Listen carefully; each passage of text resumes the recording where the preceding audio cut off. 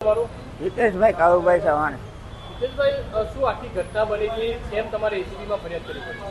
અમારા અહીંયા એસએમસીનું pen park ચલાવીએ છીએ અમે, અને પેન પાર્કમાં વેજીટેબલ માર્કેટ છે એસએમસીનું. ત્યાં એસએમસી સબ્જી માર્કેટમાં અમારા માણસો દ્વારા કોઈ કરિયાણાનો સામાન મૂકેલો.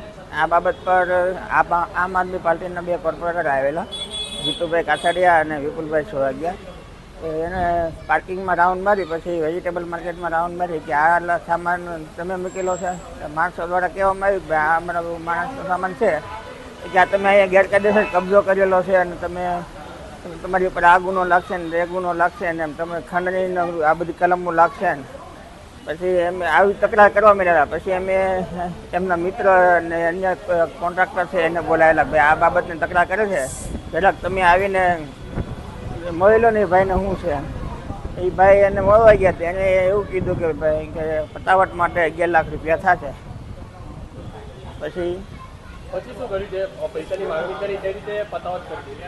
પતાવટ માટે પછી તો એ પાછા અમે પછી એમ કીધું 11 લાખ રૂપિયા થશે, એટલે આપણે ના પાડેલી. પછી પાછા બપોર પછી પાછા અધિકારીઓને બોલાવ્યા ઝોનમાંથી કે ભાઈ આ લોકોએ અહીંયા કબજો કર્યો છે ને આ છે ને તે છે ને. પછી પાછા ઓલા કોન્ટ્રાક્ટરને બોલાવ્યા, અન્ય કોન્ટ્રાક્ટરને. એને જે વાત કરેલી કે ભાઈ 11 લાખની.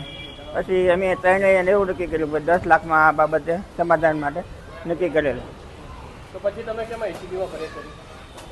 અમારે તો આ બાબતમાં પૈસા આપવાના હતા. અમે એવું ફોલ્ડમાં હતા જ નહીં કે ભાઈ અમારી પાસે છે આવું બધું જબરજસ્તી ઉઘરાણી કરતા હતા ને એવું બધું.